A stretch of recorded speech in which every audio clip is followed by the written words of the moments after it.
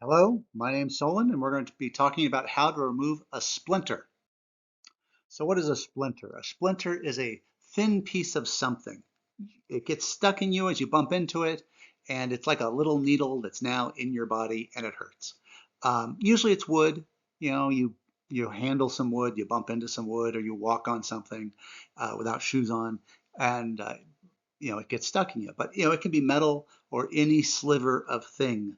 Um, when things are small, they can, and held just right, they can be quite strong. And so even something you can bend and break in your fingers, if it's edge on, it can go right into you like a needle.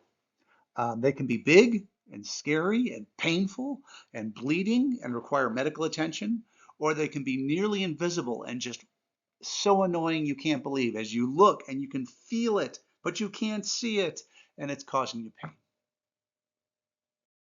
So what's the best way to handle splinters? Wear gloves. Really, that's the big part. Um, it- I don't want a splinter, so instead of taking one out, I'd rather not get one. So wear whatever equipment you need to not get something uh, jabbed into you. You know, gloves is an obvious one. Goggles or safety glasses if you're operating a saw or something that can throw material. It can go into your eye, trust me. Full sleeve shirts. If you're going to be grabbing and moving stuff with your arms, that full sleeve shirt can offer a lot of protection. Shoes, sandals, so that you're walking out on a deck or you're walking out on the ground. Nothing gets jabbed into your foot. Wear whatever armor you need to protect you, and that way you don't have to worry about it. The problem is that we're out in the real world, and sometimes we take on a task we didn't foresee coming, and we're not wearing the thing that would protect us. So you might still get a splinter. So if you do get a splinter, there are some tools you're going to need to take care of it. Tweezers, good set of tweezers that are uh, little tiny pliers basically that can pick and pull that piece of thing. Um, Needles can help. Duct tape can help. We'll talk about those. X-Acto knives. You'll see a picture of an X-Acto knife here. It's a hobby knife with a really sharp, fine point. The sharper and finer, the better. A magnifying glass is a must. I like the wearable types, um, that you can just put on like glasses. You might find them even in a grocery store called reading glasses. You can use the big handheld ones, but then your one hand's going to be occupied. If that's the hand that has the splinter, then what's going to hold the tweezers or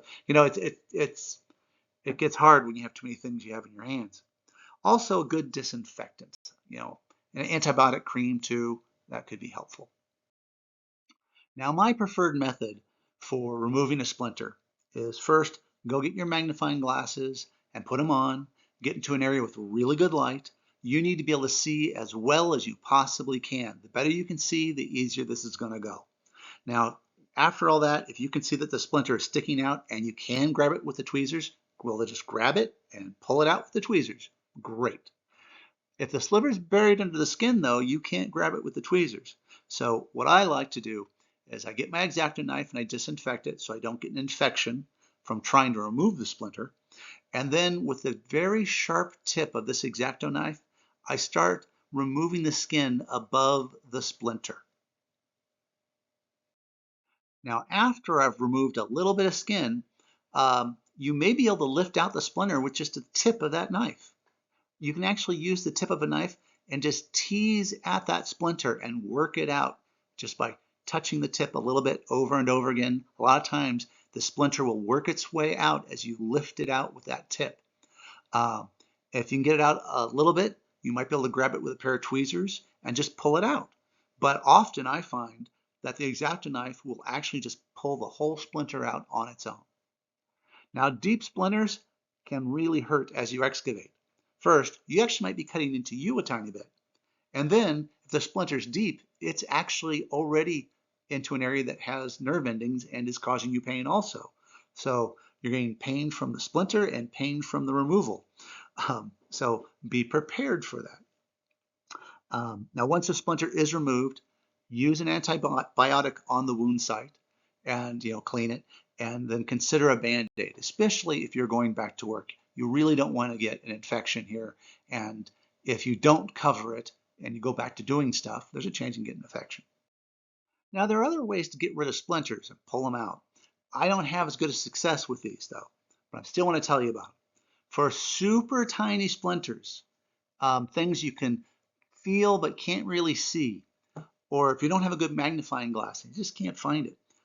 There's the duct tape method.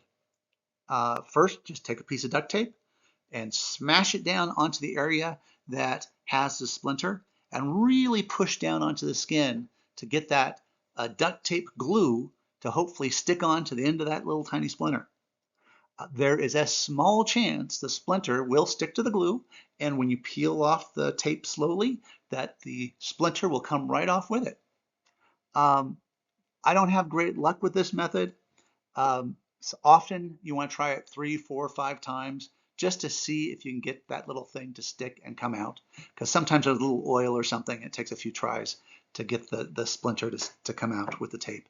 But it can work. It's just not my favorite method for always going to work. Now, the way I first learned to take out splinters is with just a needle. And it can work, but it's a lot harder and it doesn't work as often than using the X-Acto knife. The X-Acto knife has that flat area, and it's better at teasing at the end of that splinter. But basically, you just disinfect the sharp needle tip, and you try and tease and lift that splinter out with just the tip. But you can't cut the skin with the needle, you see. So if there's a little bit of skin covering, then the needle's going to fight that, whereas the X-Acto knife can just kind of help cut through that a little bit. And then once you've teased out the splinter enough to hopefully grab with a pair of tweezers, you can just pull it out. The advantage of the needle method, of course, is that you're excavating less, so you're going to do less skin damage than you would with an X-Acto knife, but it's not as likely to work either. Now, another thought you could have is, well, can I just leave the splinter in? It's not really causing me any pain. What's the harm of just leaving it there? And I've had splinters under my skin that I could see, and they're not causing me any problems. So can I leave it in? Maybe. Splinters can fester, which means your body's natural reaction is to have pus build up around it, and sometimes it'll push the splinter out all on its own. And this takes days to weeks. It's not painless. It's like a little blister that's building up under there. It doesn't really save you any level of pain. It's just prolonging it over days and weeks. So I usually just remove the splinter. Also, the skin can just grow over a splinter and leave it in you. This can pose a slight infection risk. If it isn't painful, you might shed it with the skin. This literally, as the skin defoliates from your body, the splinter might work its way to the top, but it might not. It might stay in you. I don't like this option. I don't recommend it. If you ever had a question like that, then you're concerned, you really might want to see a medical professional. So in conclusion, for everything you ever do, please think it through. If you're wearing the right stuff before doing a job, you probably won't ever get a splinter. It's great. But real world, we're faced with activities we weren't prepared for, and you can get a splinter. And they can be very painful and annoying. But with the right tools, you actually can pull these out pretty easy. Stay calm, get some good light. You can do this. And again, if you ever think there's a real problem with a splinter, it's causing pain, it's bleeding, and it shouldn't be that much. Really, splinters shouldn't bleed much at all. Go seek out real medical support. Go to a doctor, go to the emergency room if you're actually thinking there's something going on with this that's more than just a little splinter. Good luck.